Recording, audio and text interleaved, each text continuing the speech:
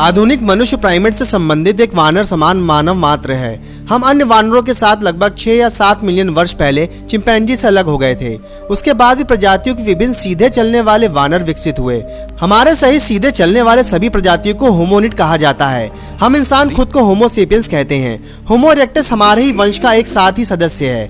ये प्रजाति लगभग 2 मिलियन वर्ष पूर्व से 1 लाख वर्ष पूर्व तक जीवित रहने वाले तथा अफ्रीका महाद्वीप को छोड़ने वाले पहले व्यक्ति थे और ये आग के उपयोग में महारत हासिल करने वाली प्रजाति थी।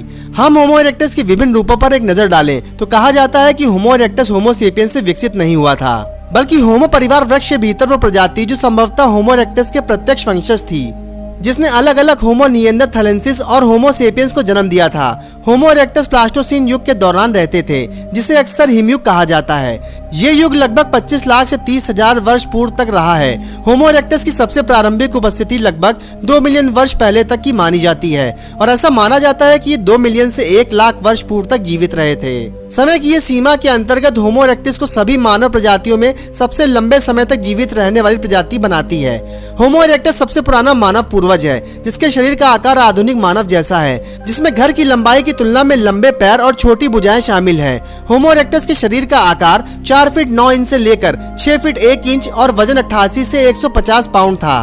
होमो इरेक्टस वो पहली प्रजाति थी जो पहले पत्थर के उपकरण बनाते थे। पत्थर के औजारों के आगमन से होमो इरेक्टस को बदलती जलवायु में जीवित रहने में मदद मिली। पत्थर के औजारों और जमीन पर चलने के लिए बेहतर अनुकूलन के अलावा होमो इरेक्टस ने आग का भी इस्तेमाल किया था, जबकि होमो इरेक्टस जटिल और बुद्धिमान था। ऐसा माना जाता है कि इस प्रजाति में कभी भी भाषा पर महारत हासिल नहीं की थी।